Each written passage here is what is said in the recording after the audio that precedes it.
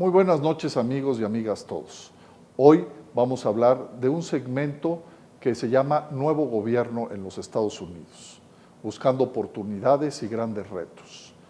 Esto fue en el marco de la cumbre de las 1000 empresas más importantes de México que apoyó e impulsó Mundo Ejecutivo. Espero lo disfruten al igual que yo. Sin más, creo que es obvia la importancia que han tenido siempre las elecciones en los Estados Unidos para nuestro país. Por alguna razón, creo que esta vez lo tienen aún más. Quizá tenga que ver con el candidato que se escogió, quizá tenga que ver con que la economía es totalmente dependiente de los Estados Unidos, o sencillamente es una mezcla de eventos previos como pueden haber sido Brexit y todos los eventos que había mencionado yo antes. Creo y yo vería que hay dos temas muy importantes para la relación que tenemos, que habría que enfocar. Dejo en libertad a los panelistas para que puedan expresar algo sobre algún otro tema. Empezaría el tema de inmigración y un tema que creo que es muy relevante, Tratado de Libre Comercio. Embajador Rosenthal, lo escuchamos. Yo creo que es muy difícil hoy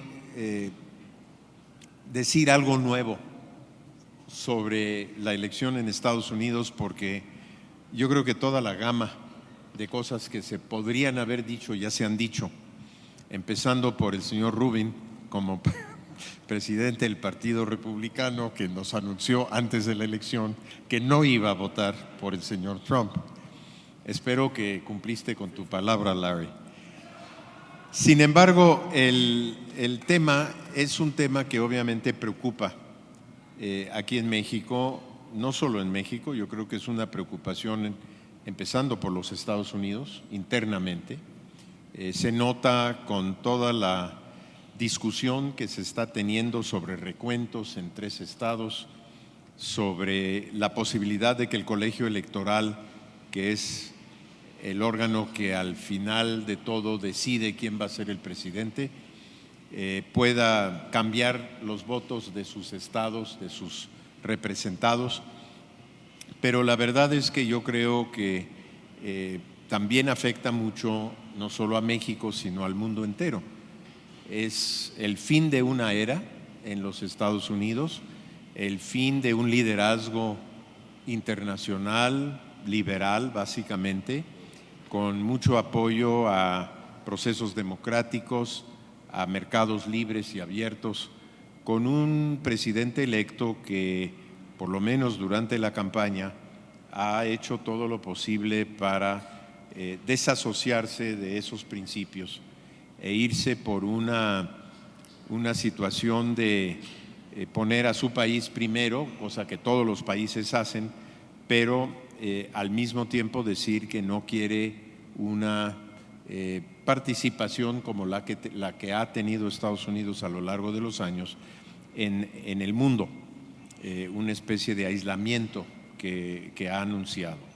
Y al mismo tiempo nos ha pegado a México desde el primer día de su campaña con una serie de aseveraciones y yo diría de insultos respecto a nuestros compatriotas que viven en Estados Unidos, con respecto al comercio bilateral y trilateral dentro del contexto del NAFTA y también en lo que se refiere a las inversiones de empresas estadounidenses en México. Entonces, de aquí al 20 de enero, cuando toma posesión, estamos en una situación de escuchar muchas voces de gentes muy cercanas a él, poco de él mismo, salvo sus tweets. Es un gran tuitero. A las 7 de la mañana empieza a tuitear y tuitea todo el resto del día. Pero todavía es, creo yo, prematuro saber exactamente qué es lo que va a hacer una vez que asuma la presidencia de su país. Lo que sí es muy claro es que va a llegar a gobernar en medio de un escenario interno en Estados Unidos caracterizado por expectativas muy elevadas del electorado que lo apoyó y que quieren que se cumplan las promesas que hizo, una sociedad altamente polarizada, así como un voto popular que favoreció a su contrincante, a la señora Clinton, una mayoría en ambas cámaras del Partido Republicano que, no obstante tener algunas diferencias con el presidente electo, sí tiene una posibilidad de fijar la agenda de los próximos meses y años a través de su mayoría en ambas cámaras. También hay en Estados Unidos factores reales de poder, poderes fácticos como los llamo, que tienen la capacidad para mitigar o hasta oponerse a varias de las políticas que enunció el Ejecutivo en su campaña: empresarios, sindicatos, medios de comunicación, grupos de cabildeo organizado, gobiernos estatales y locales. Y finalmente, toma posesión en un entorno en que la percepción de que Estados Unidos atraviesa por un momento de declive en su liderazgo y su credibilidad internacional afectará necesariamente la relación que tenga Washington y Estados Unidos en general con el resto del mundo. En México estamos muy preocupados, hay mucha preocupación de los mexicanos que se encuentran en Estados Unidos ante la amenaza de Trump de deportar masivamente a quienes están ahí sin papeles. Ahora ya modificó un poco lo que había prometido en la campaña y se limita a prometer la deportación de lo que él llama 2 o 3 millones de criminales, cosa que parece totalmente imposible, que hayan 2 o 3 millones de criminales en Estados Unidos sin papeles, pero de todas formas ha sembrado una aprensión y una zozobra entre la comunidad mexicana en Estados Unidos, y ahí el gobierno de México ha desplegado un esfuerzo grande de tranquilizar a esa comunidad y decirles que todavía no está claro cómo va a operar este asunto y que no se preocupen, pero al mismo tiempo instruyendo a los consulados de México, a los 50 que tenemos en Estados Unidos, a estar muy pendientes de los connacionales y de su protección. Un poco complementando con lo que nos comenta Andrés, es cómo nos vamos a preparar nosotros en México, cómo vamos a plantearnos el 2017 los empresarios en México, ante qué tablero vamos a jugar, cuáles son esos cambios en las reglas de juego que pensamos se puedan dar. Entonces, tratar de planear hacia el 2017 en esta dinámica de absoluto cambio de todas las reglas básicas del comercio exterior en el mundo es la parte compleja y es la que nos mantiene en una incertidumbre que nos está afectando fuertemente al peso, nos afecta enormemente las proyecciones de qué estrategia seguir nosotros como empresarios. Y creo que ahí hay que tratar de hacer un poco de reflexión y de prospectiva que normalmente no estamos acostumbradas a hacer en las empresas. Y sí debemos de tratar de buscar alternativas a lo que tenemos. Es decir, hay que ver cómo están estructuradas nuestra línea de proveeduría, cuál es el mercado que tenemos, además del mercado norteamericano abierto como posibilidades, quizá voltear a ver aquellos tratados de libre comercio que tenemos ya firmados en México con más de 40 países, qué opciones reales nos ofrecen de mercado y no solo estar concentrados hacia el norte y tratar de ver un poco hacia el Centroamérica, hacia Asia, aprovechando la infraestructura y la experiencia que ya tenemos de participar en el mundo externo, en el mercado exterior. Tenemos experiencias profundas, hemos podido consolidar una industria muy eficiente y muy eficaz para poder aprovechar ya ese panorama. Creo que debemos de tratar de ver hacia allá y tratar de construir alternativas. Como muy bien dice Andrés, no sabemos realmente de todas las amenazas que el señor presidente electo Trump hizo en contra del mercado enfocado en América del Norte, no lo sabemos, pero sí estar preparados a cualquier panorama. No sabemos realmente por dónde nos viene el golpe, pero va a venir un cambio, y el cambio de paradigma es totalmente real, y la alternativa que tenemos como empresa definitivamente es considerarlo y dejar de ver un panorama cortoplacista, que es como nos hemos enfocado a trabajar en México, y tratar de abrir un poquito más nuestras expectativas. El presidente Trump ha sido electo bajo una palabra: cambio. Y es en ese sentido donde creo que la relación entre México y Estados Unidos tendrá que basarse. No tanto, como se ha mencionado mucho, quizá más por aficionados que otra cosa, en un replanteamiento completo de la relación. Creo que es necesario ajustarla, mas no necesariamente un replanteamiento integral. Hay muchas más cosas que no van a cambiar de las que sí van a cambiar. Naturalmente no puede cambiar la geografía, no puede cambiar la relación a lo largo de la frontera entre las familias que están separadas por un río o bien por una barda o simplemente por una línea divisoria, como también difícilmente van a cambiar muchas de las lógicas que se mencionaban anteriormente en la relación económica.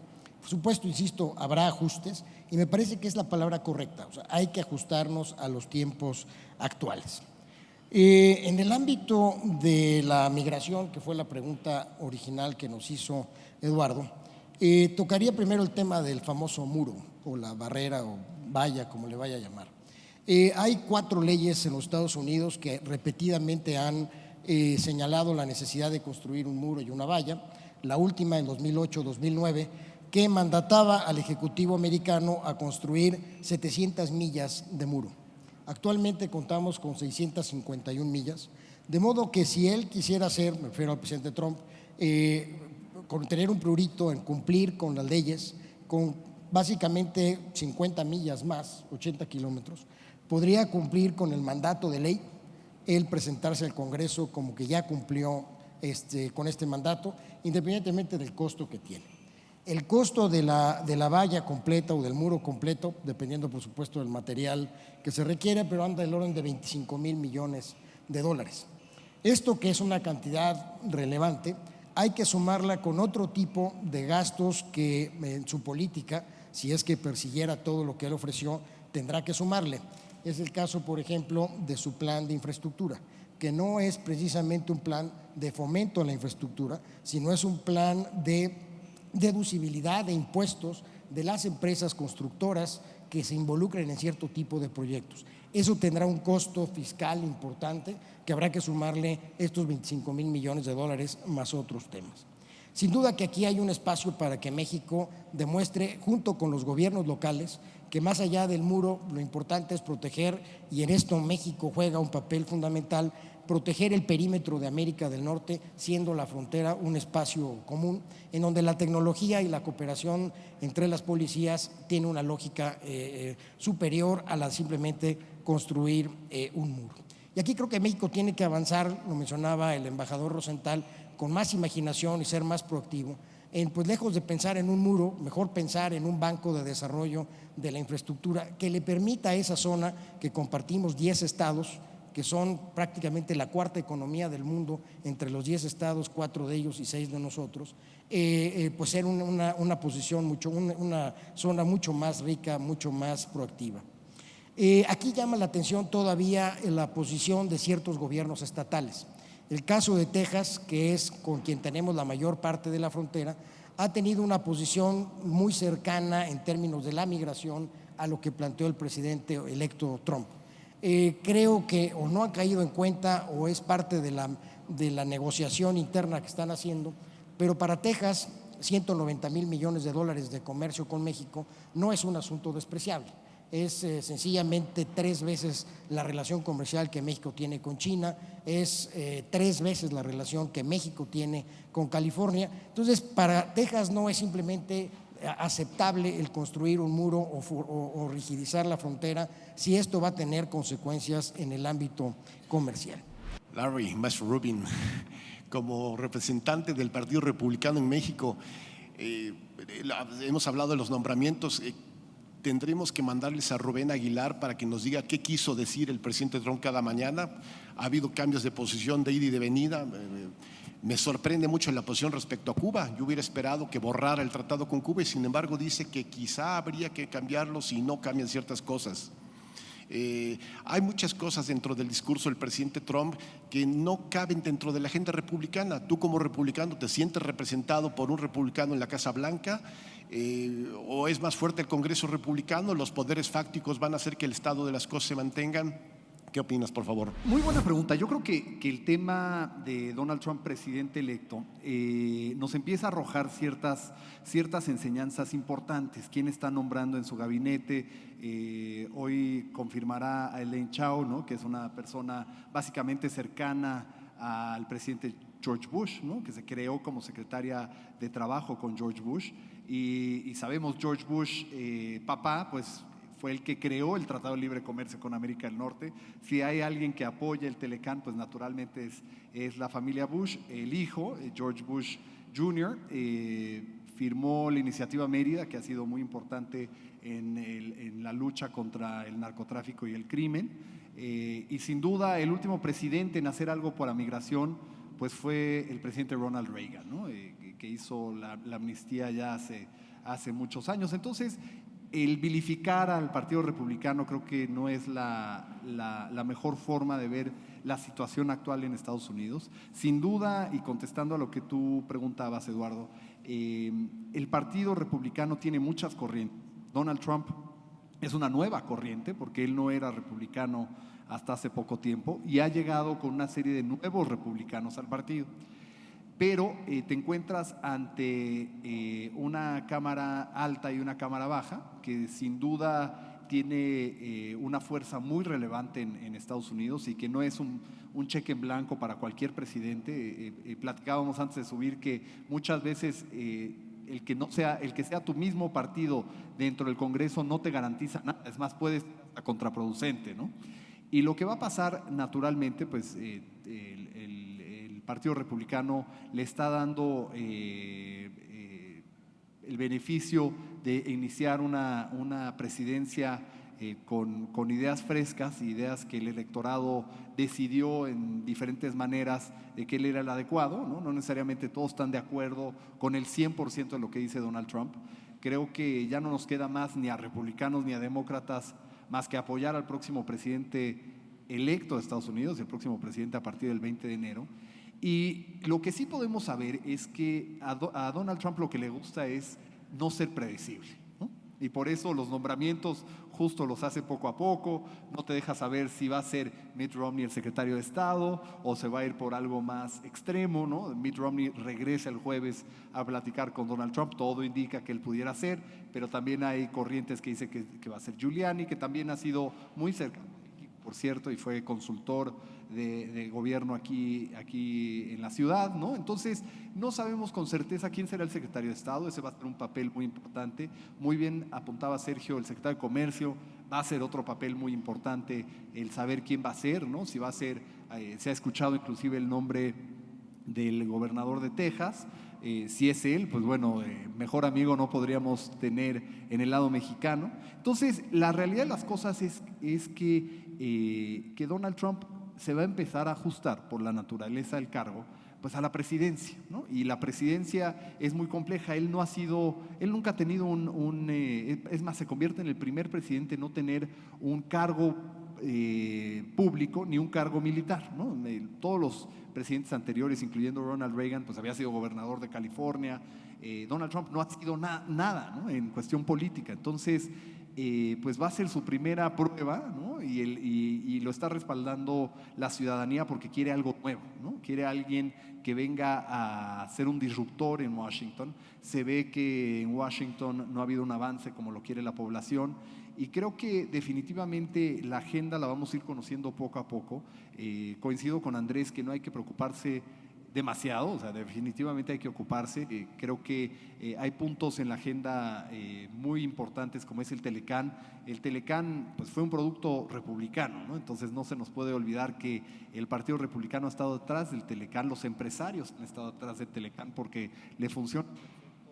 Por algo, para México, Estados Unidos, para Estados Unidos, México es el segundo socio comercial más importante. Hoy en día hay más mexicanos regresándose a México que yendo a Estados Unidos, y no por Donald Trump. Esto es un suceso que ha venido dándose ya un par de años, ¿no? Entonces, el que haga una barda o que amplíe el muro, también conlleva una serie de laudos judiciales y de temas jurídicos de norteamericanos que no quieren un muro construido en su backyard, ¿no? Entonces, no está tan fácil como se plantea, ¿no? Entonces, yo creo que si bien algo se tendrá que hacer, a lo mejor estos 50 millas que faltan, tampoco es algo que debe preocupar. Pero lo que yo creo que es vital aquí es el manejo que le dé la autoridad mexicana al nuevo presidente, ¿no? Y que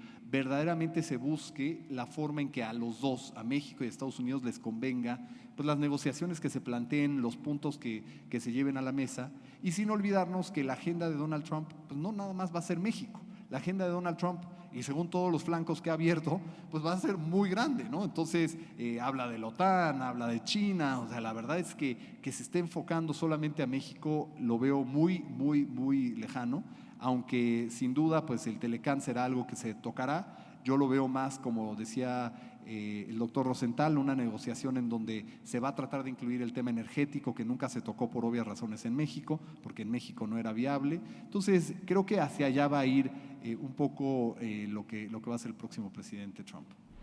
Yo cerraría mi intervención con un comentario más de carácter doméstico. Nos preocupa en México y creíamos que la salvación era que ganara la señora Clinton y el peso del petróleo subiese a $100. El problema de México va más allá del petróleo de $100 y que ganara Hillary Clinton. Creo que necesitamos más rápidamente hacer lo que tenemos que hacer, independientemente que el presidente sea Trump, Clinton o quien sea. Creo que eso nos debe llamar más bien hacia el interior, a acelerar la agenda de cambios estructurales contra la corrupción, a favor de la educación, etcétera, etcétera, y debemos de preocuparnos en eso. Yo creo que el mensaje aquí es tratar de buscar fortalecer y terminar o atacar nuestras vulnerabilidades. Y la principal vulnerabilidad sería nuestro débil mercado interno. Debemos fortalecer nuestro mercado interno, debemos fortalecer nuestras cadenas de proveedurías, debemos de buscar otros paradigmas y otra búsqueda de mercados, no solo viendo hacia el norte. Aprovechemos la infraestructura que tenemos en toda la red de tratados que ha firmado México. Ahí se abren enorme cantidad de posibilidades, y apoyemos con todo lo que se pueda a quienes nos van a representar en la negociación complicadísima que tenemos de el replanteamiento de las reglas de relación con Estados Unidos. Creo que una cosa que no dijimos en su momento es, y lo menciona también Larry, es que tenemos aliados en Estados Unidos. No estamos enfrentados a un enemigo.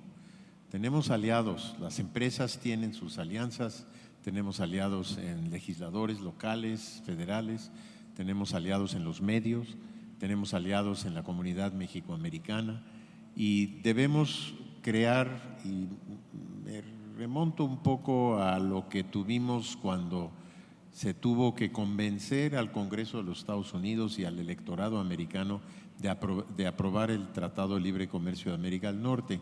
Hicimos una enorme coalición de alianzas, mapeando exactamente dónde en Estados Unidos estaban nuestras fortalezas y nuestras vulnerabilidades. Y la verdad es que esa coalición funcionó muy bien y logró que se aprobara el tratado. Lo malo fue que una vez que se hizo, se desbandó y se dejó ir, y esa coalición habría que reconstituirla ahora, habría que buscar cómo volver a crear esa coalición que permita que los poderes fácticos en los Estados Unidos operen como deben operar en una democracia y en un país como es Estados Unidos. Muy buenas noches, amigas y amigos todos. Hoy, como ustedes saben, se discutió sobre un gran tópico que nos preocupa a todos los mexicanos. ¿Qué va a pasar con el nuevo gobierno de los Estados Unidos y qué influencias va a tener sobre nuestro país? Espero que lo hayan disfrutado. Esto se dio, como ustedes saben, en la cumbre de las 1000 empresas más importantes de México, siempre impulsada y apoyada por nuestros amigos de Mundo Ejecutivo. Espero lo hayan disfrutado. Muy buenas noches y los invitamos la otra semana a seguir con nosotros.